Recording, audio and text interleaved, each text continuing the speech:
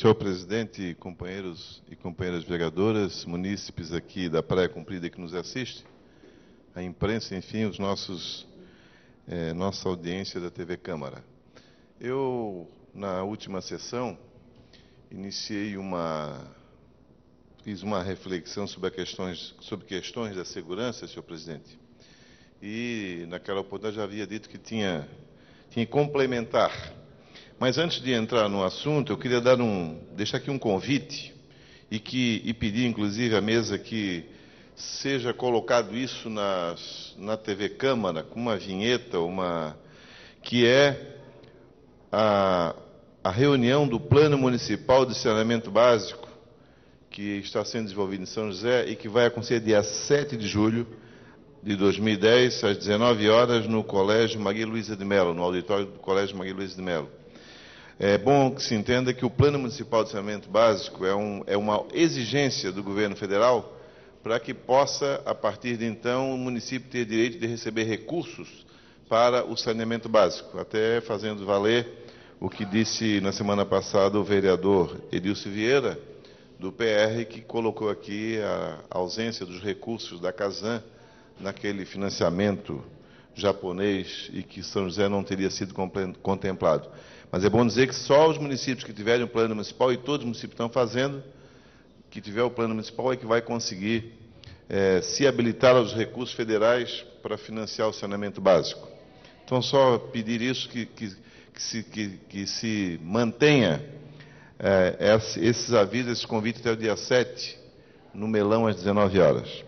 Fiquei muito feliz, senhor presidente, voltando à questão da segurança, quando a vereadora Mary Hang, do PSDB, fez lembrar do programa Primeira Oportunidade, que ele existiu com muita ênfase no passado, em que nós chegamos a ter 83 garotos e garotas acolhidos pelo, então, Programa Cidade da Criança, e que naquela oportunidade funcionava da seguinte maneira: todo garoto ou garota que cometesse algum delito e que fosse preso, o Conselho Tutelar notificaria e trazia esses jovens para a Cidade da Criança, e lá eles recebiam, sim, um auxílio financeiro, se tivesse no segundo grau, R$190, e no primeiro grau, R$150.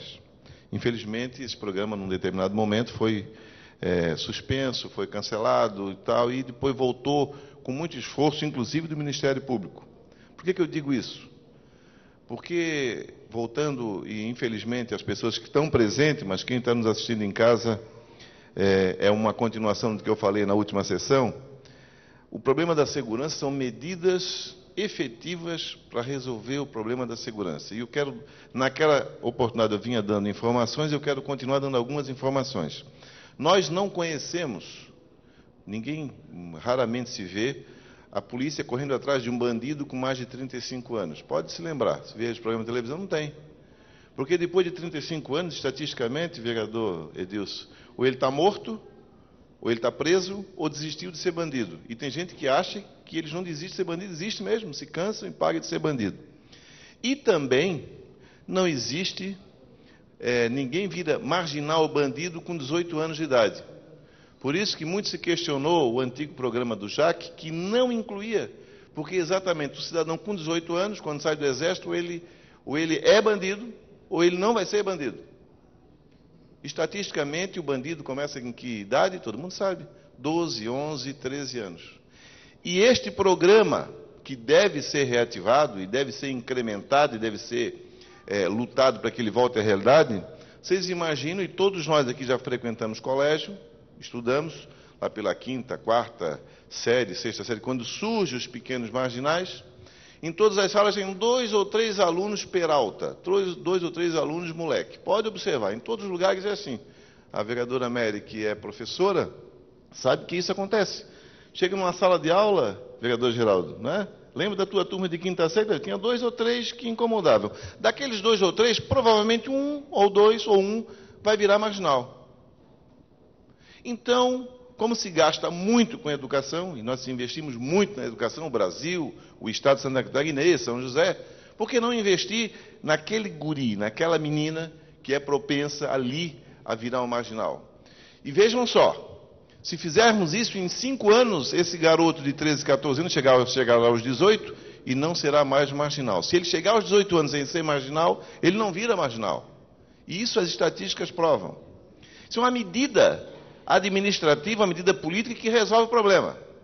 Falei e repito que é um assunto que a gente não pode esquecer, enquanto não se discutir efetivamente o funcionamento dos bares no município, principalmente na periferia e principalmente nos locais de maior aglomeração, nós vamos ter problema. Então, a história do funcionamento dos horários de bares, todo mundo sabe, menos os donos de bares, não vão gostar, mas todo mundo sabe que é um ponto de convergência, de frequência, em alguns casos, de pessoas que se excedem na bebida e que vão bater na mulher em casa e que é locais que podem prosperar o comércio de drogas. Eu não estou generalizando, mas estou dizendo que o horário de bar é um assunto que tem que ser tocado. Uma coisa muito importante que nós precisamos ver é que também temos que defender a política hoje da segurança no Estado com relação à Polícia Militar e à própria Polícia Civil. A Polícia Civil, as pessoas não estão mais nem indo nas delegacias registrar a ocorrência e devem fazê-lo, ainda que estão sendo mal atendidos. Há um desânimo da Polícia Civil pela política dos governos, dos últimos governos, que não estão prestigiando, não estão investindo na Polícia Civil. Com raros concursos públicos, mas o salário, e nós não podemos, de maneira nenhuma, querer que a Polícia Civil preste um bom serviço com o salário que recebe hoje. E a Polícia Militar, então, nem se fala. Hoje, se um policial militar, e muitos de nós sabemos disso, se ele bater num marginal, ou se por acaso, eles até estão filmando com celular e todo mundo já está sabendo disso. Então, hoje, os policiais, primeiro, ganham mal e muito mal. Aliás, o governo que acabou de sair, e eu não vou nem citar o nome para não criar aqui nada de caráter pessoal, mas apresentaram um aumento de salário para o oficialato, todo mundo sabe disso, quem é da Polícia Militar, ofereceram uma promessa, mandaram lembrança para quem não conhece, ou seja, para os oficiais deram um aumento de R$2.000, deram uma parte agora e o resto só no próximo governo. E os soldados, coitados, esses então deram R$250 e R$50 parcelado por mês e querem que façam boa segurança. Só para relembrar o que eu disse na última sessão, Santa Catarina tem por volta de 6 milhões de habitantes e nós temos 15 mil policiais na ativa. Considerando um turno de 24 por 36, ou 36 por 48, por 72, nós temos em média 5 mil policiais na rua para uma população de 5 milhões de habitantes. E aí, os pobres coitados da Polícia Militar não são culpados pela insegurança que temos. Faço essa referência, vereadora Méria. A vereadora Méria é presidente da Comissão de Segurança, porque antes de apresentar um projeto de lei, e ele é bem-vindo, eu queria propor que a comissão realizasse um encontro municipal, um seminário, um fórum, para nós discutir o problema da segurança na nossa cidade.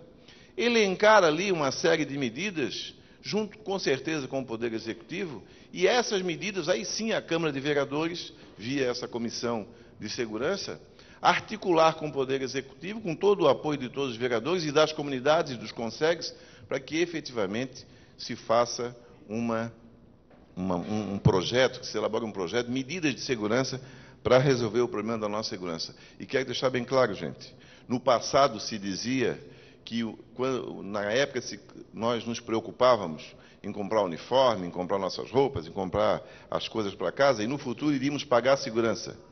E hoje, vereador, o senhor tem 1 minuto para concluir. E hoje nós já estamos pagando a segurança privada.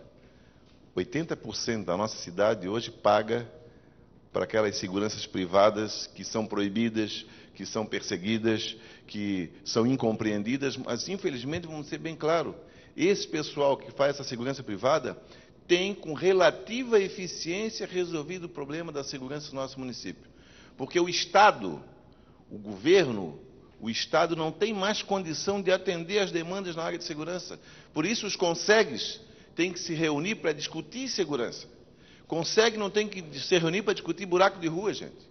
Consegue tem que discutir o problema do crack, o problema da segurança no seu bairro, as medidas administrativas que podem resolver o problema da segurança.